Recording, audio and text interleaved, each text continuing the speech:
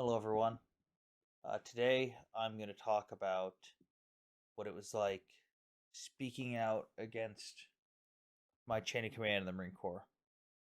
Uh, I was pending NJP for the last 6 months to a year that I was in Okinawa, Japan, all because I spoke out and essentially tried to be a whistleblower and was ignored.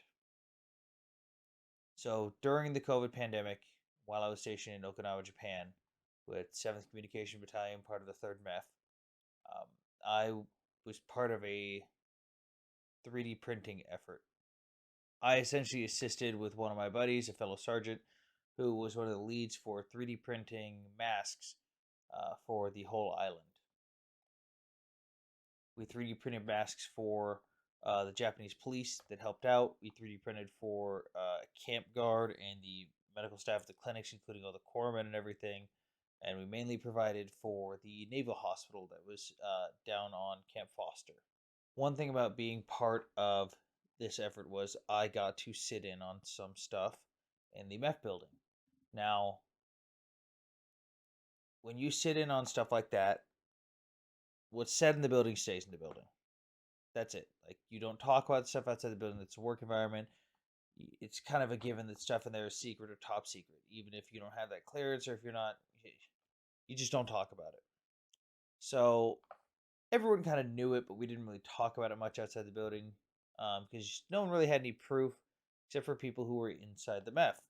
But it was very obvious that the Marine Corps was openly lying to the local Japanese government on the island of Okinawa about how bad our COVID infection numbers were. We were downplaying it, we were underreporting, if reporting at all, on certain days. And this was proven by what certain units were reporting for their COVID numbers versus what the MEF and the Marine Corps were telling the Okinawan government. Now, again, it's one thing to speculate and talk about this outside of the MEF building without previous knowledge or knowledge of what's going on inside the building. It's another thing to also talk about it with other Marines who have their own theories, but not say, "Well, I heard in the MEF building this," or "I heard in this meeting this."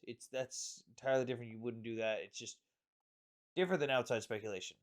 It's another thing for me to be outside the MEF building in, let's say, a parking lot, the commissary, or the PX, or even, the Pizza Hut down the street, and to openly hear officers, senior enlisted, and senior officers openly laughing and talking to each other and on the phone about how we were lying to the Japanese government. Now, I spoke up about this because this did happen on multiple occasions. I noted when these incidents happened. I didn't get names because I'm not going to just go out and just grab every single person's name. But I did write down when these incidents happened. I reported them to my Master Gunnery Sergeant, to which I was met with my Chief Warrant Officer coming into the room, into my Master Gunnery Sergeant's office, with the fellow Marine that I was reporting it with, and flat out telling us to keep our mouths shut because it was none of our business. I tried doing the right thing in reporting this. I also reported it to the Navy COVID hotline because I didn't think this was right. It's one thing to, again, talk about it within the MEF building. It stays there. Once you talk about it outside that's open air, that's public now. I know I'm not the only one that heard that stuff, and I know I'm not the only one that said something about it. So, more time goes by.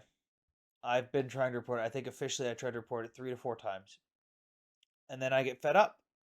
And I saw a Facebook post commenting about someone else having their own theory. And in that post, I talk about how I have overheard officers openly in public talking about this stuff and how we're lying. And this is stuff I've heard publicly. This isn't stuff I heard in the MEF building. So again, this is different than me just giving away information I've heard inside private meetings. I have heard this in a public environment, meaning I was not the only one who heard this, and I'm not the only one who saw this. I brought that up in that Facebook post. I then brought up that I saw what I still to this day believe to be a general who was in the commissary on his phone, openly laughing to someone about us lying about numbers. Now, I could have been mistaken. It could have been a colonel or a lieutenant colonel. All I know is I saw silver and what looked like a single star. The problem was that narrowed it down to 4 people on island. Within 5 minutes, my chief warrant officer was calling me, demanding that I take down my Facebook post or my comment, and ordering me to be in my company commander's office in the morning at 07. I showed up at 07 in the morning. I was promptly read my rights and lectured about how stupid I was. I brought up that I had tried to report this previously because I was asked, why did you not report this if you had such a great concern? I brought up that I had reported this.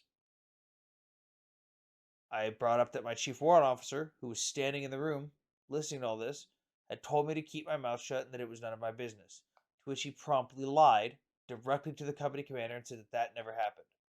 Paul, I have witnesses. I am directly calling you out right now if you ever see this video. I have witnesses.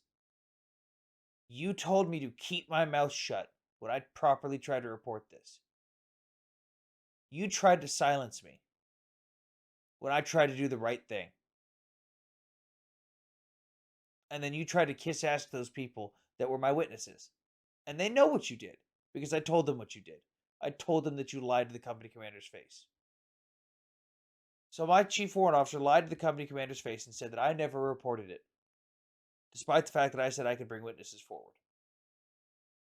I was then given multiple lectures on how China was going to get all this information and my post was going to be on Chinese news and I was going to be the downfall of America, the downfall of the Marine Corps. I was basically fear-mongered. I was silenced. Anytime I tried to do anything or get anywhere with my career while I was there from then on, I was told, oh, you better stay quiet. You don't want to get NJP. It's still ongoing. Hey, heard anything about your NJP? Oh, you better keep your nose clean then. I had it held over my head by that same chief warrant officer, Paul, for months. At which point I got sick of it and I went to my first sergeant, who we had just gotten a new first sergeant. I said, I don't know if you're aware of what's going on. I am sick of being targeted by my chief warrant officer and having this held over my head. Either NJP me or don't. I am sick of this. If you want to get me for breaking the rules, I don't care. I tried to be a whistleblower. It didn't go well for me. And I'm getting smacked around for it and I'm sick and tired of it. At that point, he looked into things for me. And I PCS'd. I never heard anything about it again. But I do know that it still caused some issues after I left. Because despite the fact that the whole time I brought up that I was trying to do the right thing, I was never told that I was in the wrong. I was told you shouldn't have called out a general. I wasn't wrong, except for the fact of who I called out. It wasn't that I called out officers. It wasn't that I called out even individual people other than calling out a general. When I was raised up in the Marine Corps, when I was a PFC Lance Corporal, I was told it doesn't matter who it is. What's right is right. You call out what's wrong. It doesn't matter the rank. Your rank does not give you an exemption to break the rules.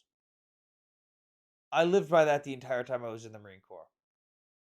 Some other people clearly did not and were selfish. I tried to do the right thing and I was silenced.